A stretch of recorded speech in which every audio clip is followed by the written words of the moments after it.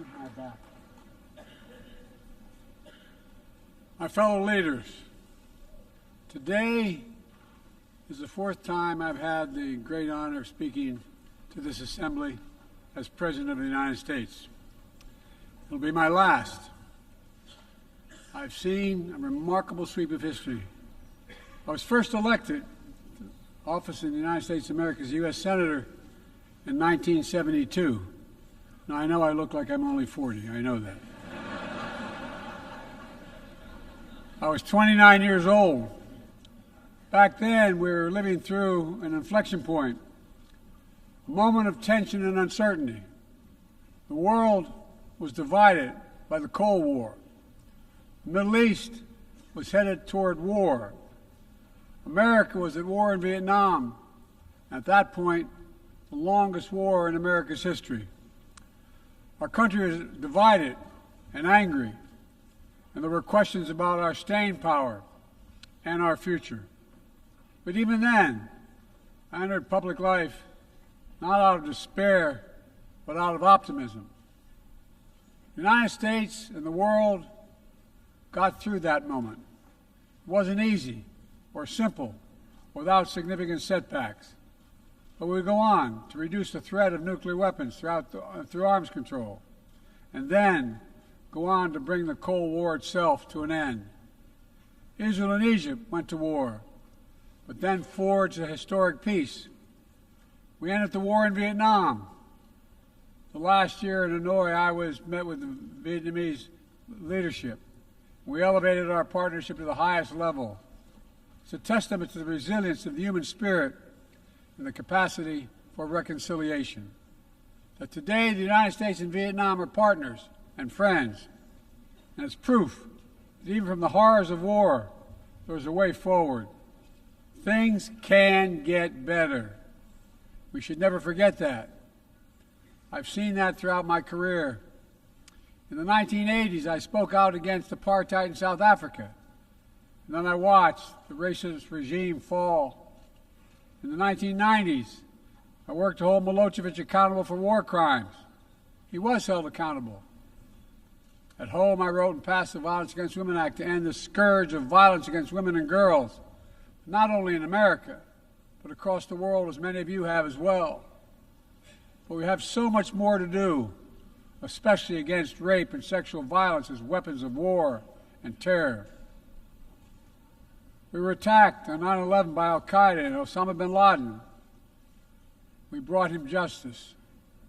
Then I came to the presidency at another moment of crisis and uncertainty. I believed America had to look forward. New challenges, new threats, new opportunities were in front of us. We needed to put ourselves in a position to see the threats, to deal with the challenges, and to seize the opportunities as well. We need to end the era of war that began on 9/11. As Vice President to President Obama, he asked me to work to wind down the military operations in Iraq, and we did, painful as it was. When I came to office as president, Afghanistan had replaced Vietnam as America's longest war. I was determined to end it, and I did. It was a hard decision, but the right decision. 4 American presidents had faced that decision, but I was determined not to leave it to the 5th. It was a decision accompanied by tragedy. 13 brave Americans lost their lives, along with hundreds of Afghans in a suicide bomb. I think those lost lives, I think of them every day. I think of all the 2,461 U.S. military deaths over a long 20 years of that war. 20,744 American servicemen wounded in action. I think of their service, their sacrifice, and their heroism. I know other countries lost their own men and women fighting alongside us. We honor their sacrifices as well. To face the future, I was also determined to rebuild my country's alliances and partnerships to a level not previously seen. We did just that, from traditional treaty alliances to new partnerships like the Quad with the United States, Japan, Australia, and India. I know many look at the world today and see difficulties and react with despair. but I do not. I won't. As leaders, we don't have the luxury. I recognize the challenges from Ukraine to Gaza to Sudan and beyond. War, hunger, terrorism, brutality, record displacement of people, the climate crisis, democracy at risk, strains within our societies, the promise of artificial intelligence and its significant risk. The list goes on. But maybe because all I've seen and all we have done together over the decades, I have hope. I know there is a way forward. In 1919, the Irish poet William Butler Yeats described a world, and I quote, "where things fall apart, the center cannot hold, mere anarchy is loosed upon the world," end of quote. Some may say those words describe the world not just in 1919, but in 2024. But I see a critical distinction. In our time, the center has held. Leaders and people from every region and across the political spectrum have stood together, turned the page. We turned the page in the worst pandemic in a century. We made sure COVID no longer controls our lives. We defended the UN Charter and ensured the survival of Ukraine as a free nation. My country made the largest investment in climate, clean energy, ever anywhere in history. There will always be forces that pull our countries apart and the world apart. Aggression, extremism, chaos, and cynicism. A desire to retreat from the world and go it alone. Our task, our test, is to make sure that the forces holding us together are stronger than those that are pulling us apart. That the principles of partnership that we came here each year to uphold can withstand the challenges. That the center holds once again. My fellow leaders, I truly believe we're at another inflection point in world history, where the choices we make today will determine our future for decades to come. Will we stand behind the principles that unite us? Will we stand firm against aggression? Will we end the conflicts that are raging today? Will we take on global challenges like climate change, hunger, and disease? Will we plan now for the opportunities and risk of a revolutionary new technologies? I want to talk today about each of these decisions and the actions, in my view, we must take. To start, each of us in this body has made a commitment to the principles of the UN Charter to stand up against aggression. When Russia invaded Ukraine, we could have stood by and merely protested. But Vice President Harris and I understood that that was an assault on everything this institution was supposed to stand for. And so, my direction, America stepped into the breach, providing massive security and economic and humanitarian assistance. Our NATO allies and partners in 50-plus nations stood up as well. But most importantly, the Ukrainian people stood up. I asked the people of this chamber to stand up for them. The good news is Putin's war has failed and at his core aim. He set out to destroy Ukraine, but Ukraine is still free.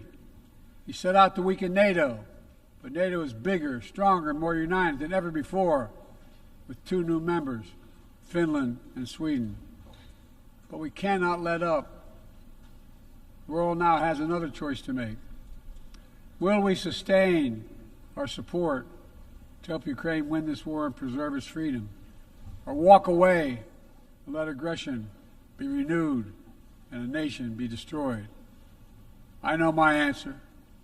We cannot grow weary. We cannot look away. And we will not let up on our support for Ukraine. Not until Ukraine wins a just and durable peace in the UN Charter.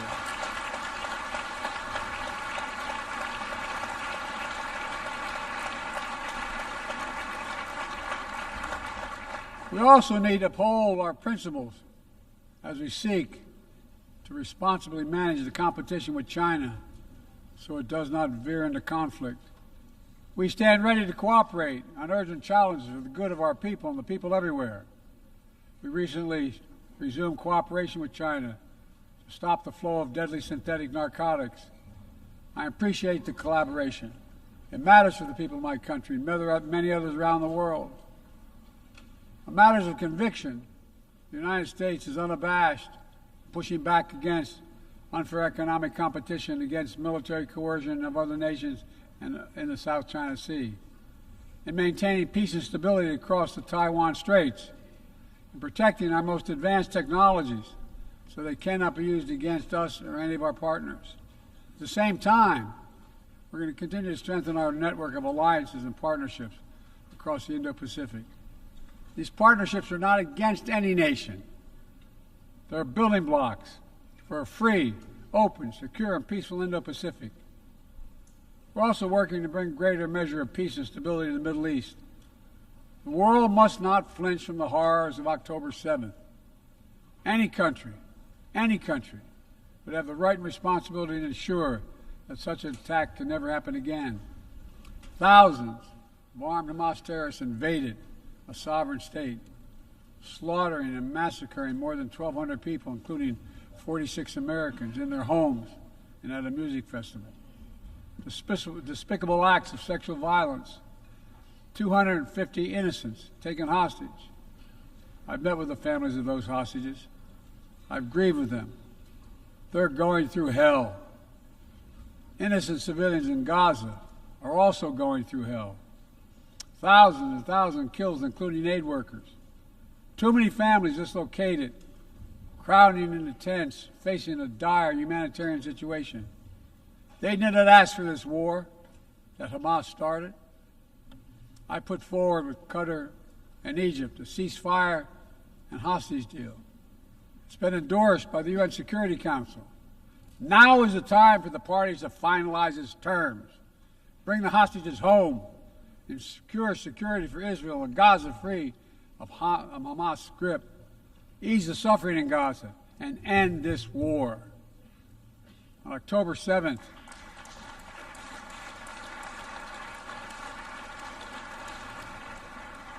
since October 7th, we've also been determined to prevent a wider war that engulfs the entire region. Hezbollah, unprovoked, joined the October 7th attack, launching rockets into Israel. Almost a year later, too many on each side of the Israeli-Lebanon border remain displaced. A full-scale war is not in anyone's interest. Even as the situation has escalated, a diplomatic solution is still possible. In fact, it remains the only path to lasting security to allow the residents from both countries to return to their homes and the border safely. And that's what we're working tirelessly to achieve. As we look ahead, we must also address the rise of violence against innocent Palestinians on the West Bank and set the conditions for a better future, including a two-state solution where Israel enjoys security and peace and full recognition and normalized relations with all its neighbors, where Palestinians live in security, dignity, and self-determination in a state of their own.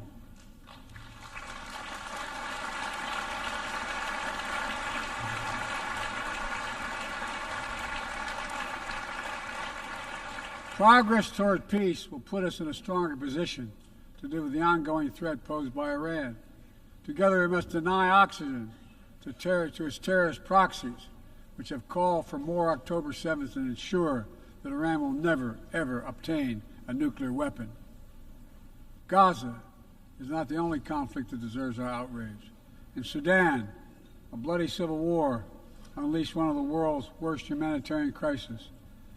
8 million on the brink of famine.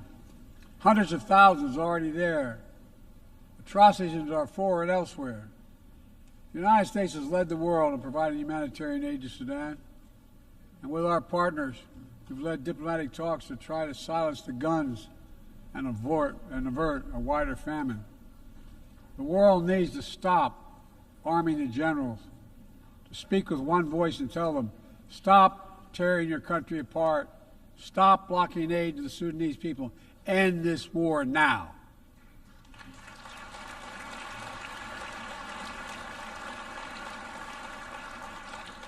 But people need more than the absence of war. They need a chance to live in dignity. They need to be protected from the ravages of climate change, hunger, and disease. Our administration has invested over $150 billion to make progress and other sustainable development goals. It includes $20 billion for food security, and over $50 billion for global health. We've mobilized billions more in private sector investment. We've taken the most ambitious climate action in history. We've moved to rejoin the Paris Agreement on day one.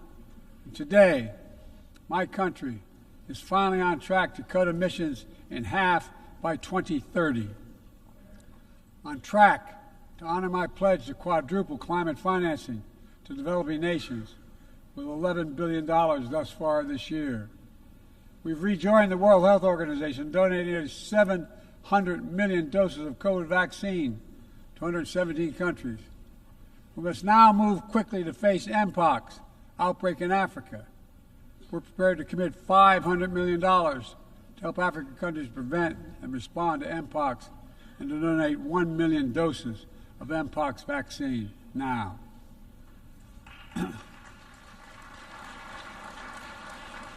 We call on our partners to match our pledge and make this a billion-dollar commitment to the people of Africa.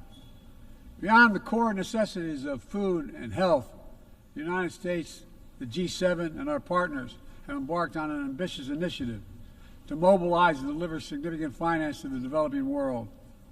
We're working to help countries build out their infrastructure, to clean energy transition, to the digital transformation, to lay new economic foundations for a prosperous future. It's called the Partnership for Global Infrastructure and Investment. We've already started to see the fruits of this emerge in Southern Africa and Southeast Asia and in the Americas.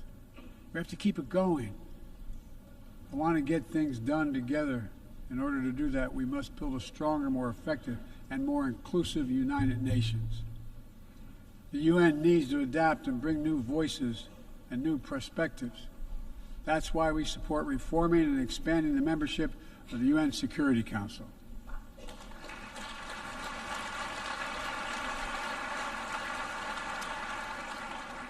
Our UN ambassador just laid out our detailed vision to reflect today's world, not yesterday's.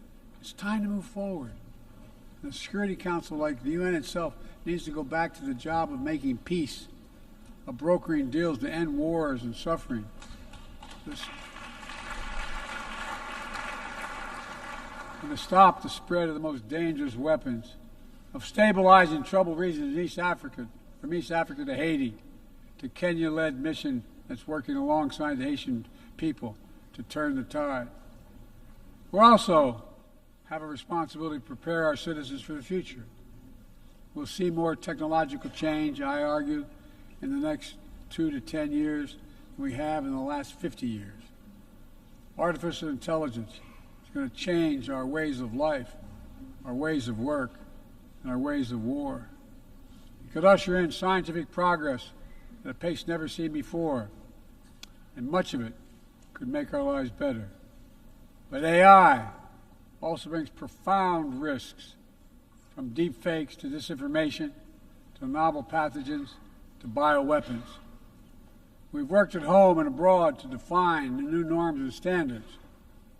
This year, we achieved the first ever General Assembly resolution on AI to start developing global rules of the road. We also announced a declaration on the responsible use of AI, joined by 60 countries in this chamber.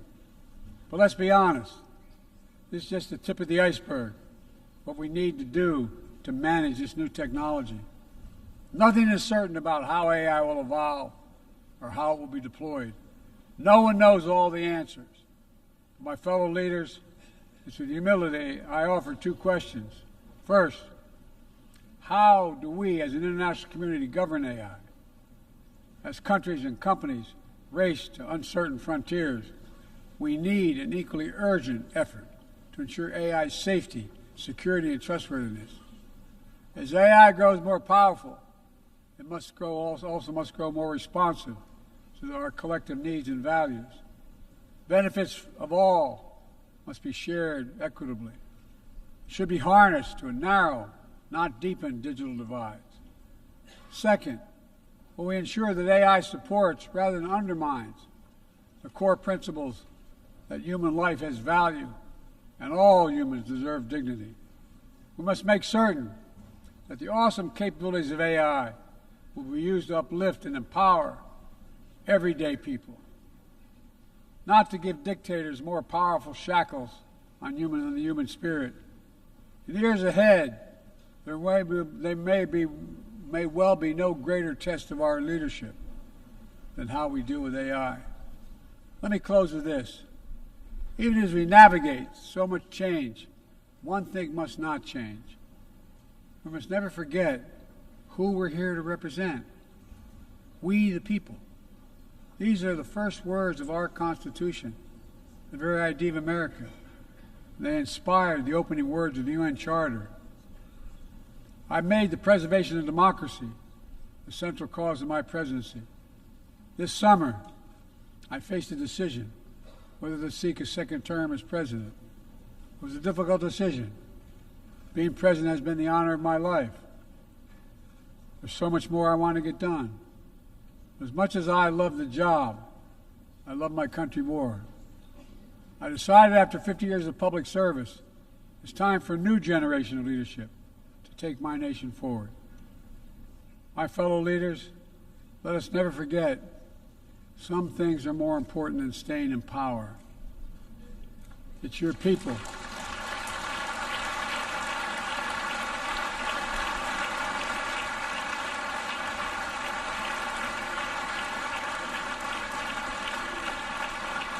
It's your people that matter the most. Never forget, we are here to serve the people, not the other way around. Because the future will be won by those who unleash the full potential of their people, to breathe free, to think freely, to innovate, to educate, to live and love openly without fear.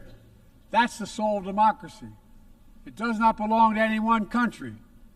I've seen it all around the world, and the brave men and women who ended apartheid, brought down the Berlin Wall, fight today for freedom and justice and dignity.